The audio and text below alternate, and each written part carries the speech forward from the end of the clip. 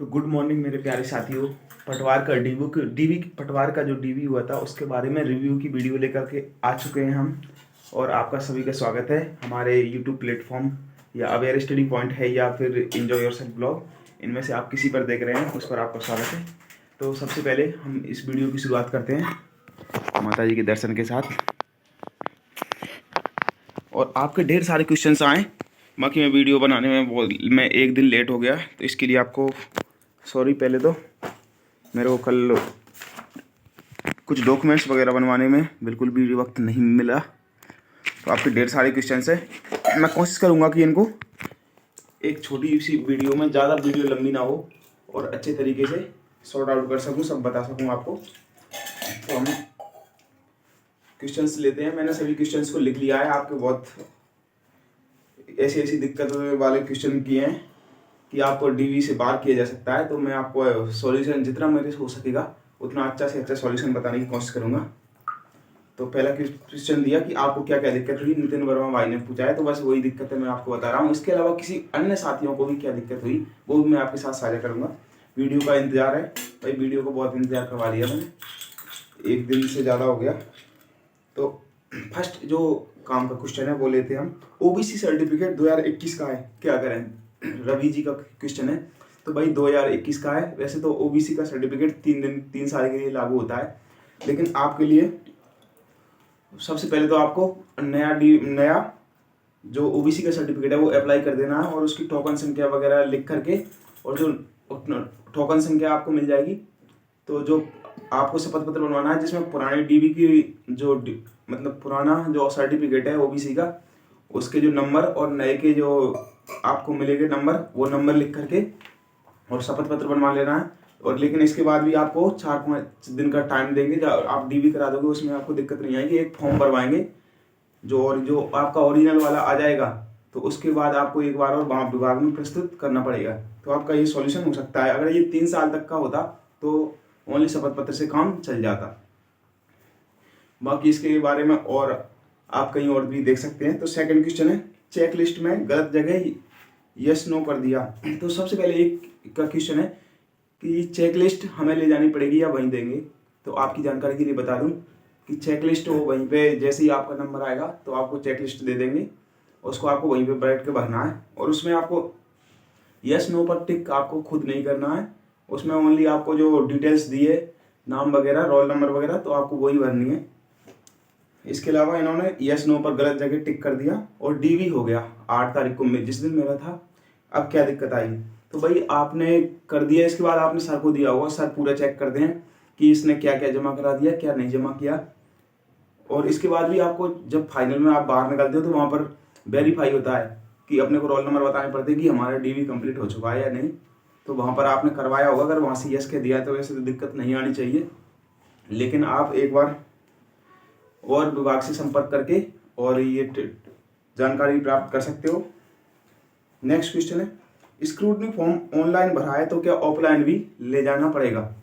तो ऑनलाइन भरा है तो ऑफलाइन आपको पोस्टल ऑर्डर वगैरह ले जाने की कोई ज़रूरत नहीं है, लेकिन उसके जो 2 सेट तो वो मांग रहे हैं, वैसे आप 3 सेट ले जाएं सभी डॉक्यूमेंट्स के, तो आपको और ज़्यादा सुविधा होगी। वैसे नेक्स्ट है जिसमें मेरे को दिक्कत होने वाली थी बट नहीं हुई, संतान का धूम्रपान संबंधी शपथ पत्र स्टाम्प पर लेके जाने हैं या फिर नॉर्मल कागज पर।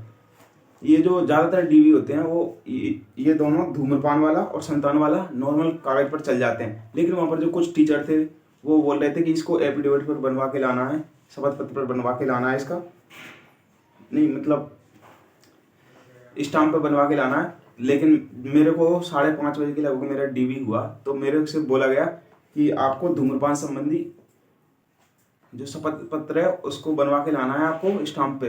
तो मैंने वहाँ पे जो हमारे जो डीवी करा रहे हैं वो हेड है, मैंने उनसे जाकर के पूछा, तो उन्होंने कहा कि ऐसा कोई अनिवार्य नहीं है। लेकिन आपसे मैं रिक्वेस्ट करूँगा कि ये सभी संतान का, धूम्रपान का, अविवाहित का, मतलब जितने भी है, ये लगभग संतान धूम्रपान का आप पहले से ही जो 50 रुपये का स्टाम्प है उस पर बनवा लें, ताकि आपको कोई दिक्कत नहीं आए। क्योंकि अगर वहाँ पर कोई, आपको बताता हूँ कि अगर स्टाम्प की ज़रूरत पड़ जाती है तो वहाँ से 6 से 7 किलोमीटर दूर कोर्ट है, उसके सामने वहाँ पर बहुत सारे ये वकील वगैरह बैठते हैं, तो वहाँ जाना पड़ेगा। आपका 1 से 2 घंटा खराब होएगा, और वहाँ पर जो आप घर पर बनवाओगे जहाँ पर हो वहाँ आपको कम पैसे में बन जाएगा, वहाँ आपको 200-250 रुपये एक्स्ट्रा लग जाएंगे। नेक्स्ट क्वेश्चन की बात करें तो RSCIT सर्टिफिकेट 2016 का है, लेकिन फॉर्म में 2015 भर दिया, तो अब क्या करें?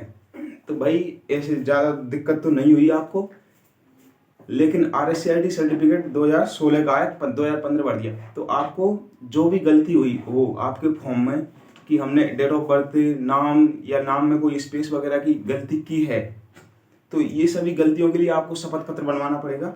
तो इसके शपथ पत्र का मैं थोड़ा सा प्रारूप बता देता हूँ कि इसमें आपको बनवाना पड़ेगा कि RSCIT सर्टिफिकेट मेरा 2016 का है, फॉर्म में त्रुटिपूर्वक 2015 भर दिया गया है, जबकि सही 2016 है, तो मेरी सत्यता के अनुसार 2016 को सही माना जाए, 2016 को सही माना जाए। ऐसा कुछ करके फॉर्मेट आपको वहाँ पर ले जाना पड़ेगा 50 रुपये के स्टाम्प पे बनवा करके, जिससे आपका काम हो जाएगा।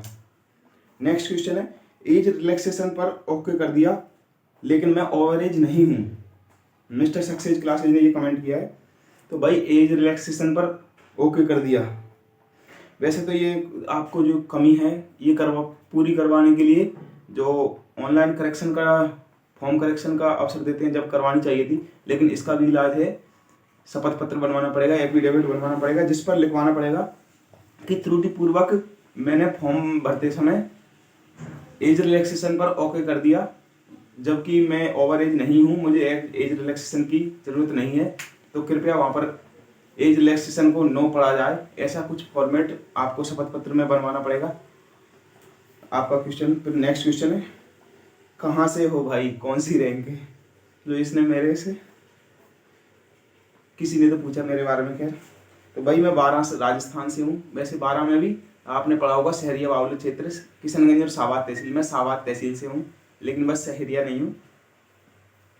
कौन सी कैटेगरी है? OBC कैटेगरी से हूँ, और मेरी रैंक वही 1822 है, जिसमें मेरे को चांस बहुत कम लग रहा है कि मेरा फाइनल सिलेक्शन होएगा, फिर भी कोई नहीं।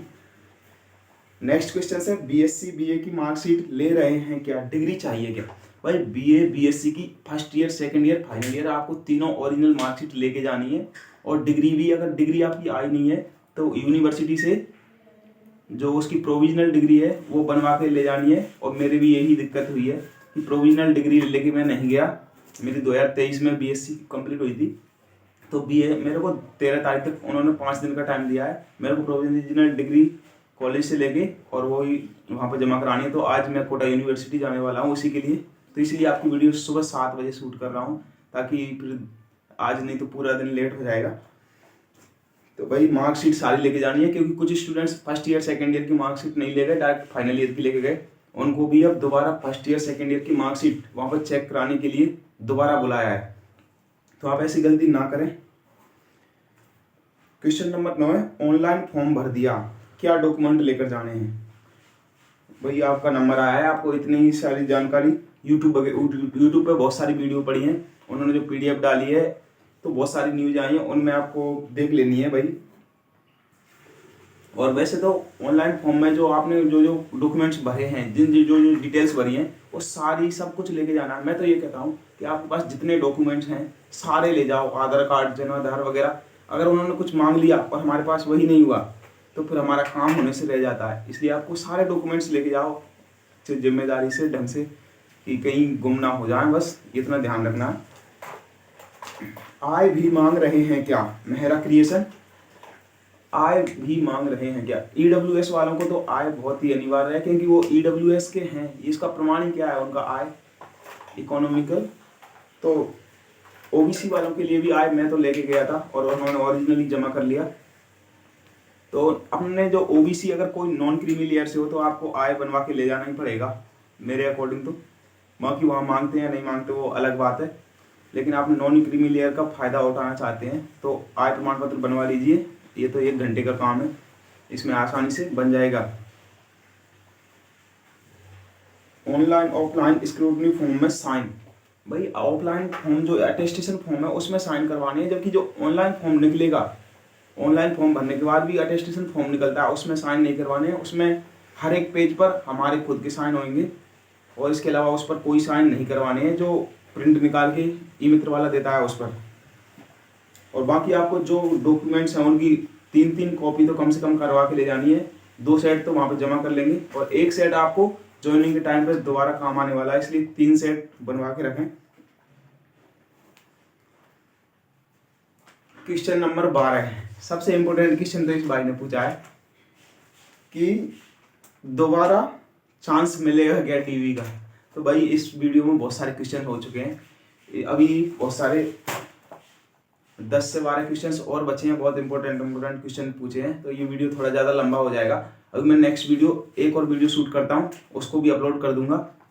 तो फिलहाल आप इन क्वेश्चंस को देख लें और नेक्स्ट वीडियो स्टार्ट करेंगे कि दोबारा चांस मिलेगा क्या। भाई इस बारे में सख्त निर्देश जारी कर दिए हैं कि दोबारा चांस नहीं दिया जाएगा, किसी भी अभ्यर्थी को कोई चांस नहीं है। इसके बारे में अगर आपको दिक्कत है तो उसका समाधान मैं अगली वीडियो में आपको बताऊंगा कि ऐसे इससे समाधान हो सकता है, लेकिन मुझे नहीं लगता कि वो समाधान देंगे। फिर भी एक प्रयास आप ये कर सकते हैं जो मैं आपको नेक्स्ट वीडियो में बताऊंगा।